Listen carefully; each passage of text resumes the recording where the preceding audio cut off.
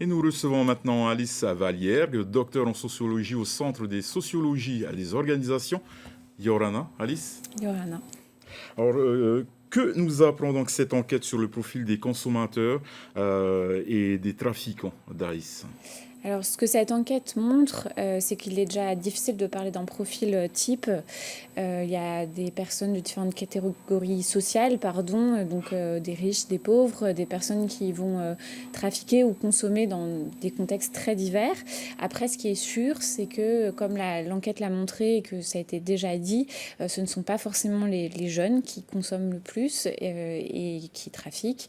Et parmi les personnes qui sont condamnées, je dis bien condamnées pour trafic, la majorité, enfin une grande partie des personnes sont des personnes qui n'ont pas forcément d'emploi, donc ne font pas partie de la jet set comme on peut parfois l'entendre. Comment devient-on trafiquant et pourquoi?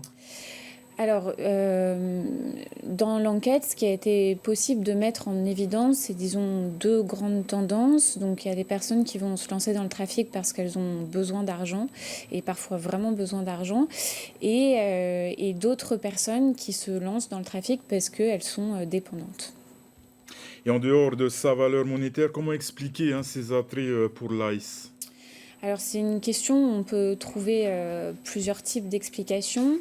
En tout cas, il y a une piste d'explication qui est importante et qui est liée à l'attrait, enfin, en tout cas aux effets qui sont recherchés par les consommateurs mêmes et qui ont pu nous parler d'une recherche de performance. Alors ça peut être performance au travail, pour faire la fête, donc pour être à l'aise, et donc c'est là qu'on entend aussi souvent parler du pas dormir. Voilà, pour pouvoir travailler toute la nuit, s'il faut travailler toute la nuit. L'ICE devient très souvent un désinhibiteur. Ça peut être le cas et ça renvoie aussi à la société dans laquelle on vit et où il est attendu d'être à l'aise, de pouvoir travailler de manière performante. Donc c'est un élément. Votre collègue vient de le dire, les inégalités sociales, c'est quelque chose qui est complètement absent des débats publics. Une chose qui est effectivement, on n'entend pas souvent parler de l'ail sous cet angle en Polynésie française. Et je pense notamment à la manière dont on parle du PACA. Souvent, on parle du PACA parce que ça fait vivre des familles, mais c'est aussi le cas de l'AIS. Votre travail a montré également que la répression ne suffit pas à faire reculer l'ICE.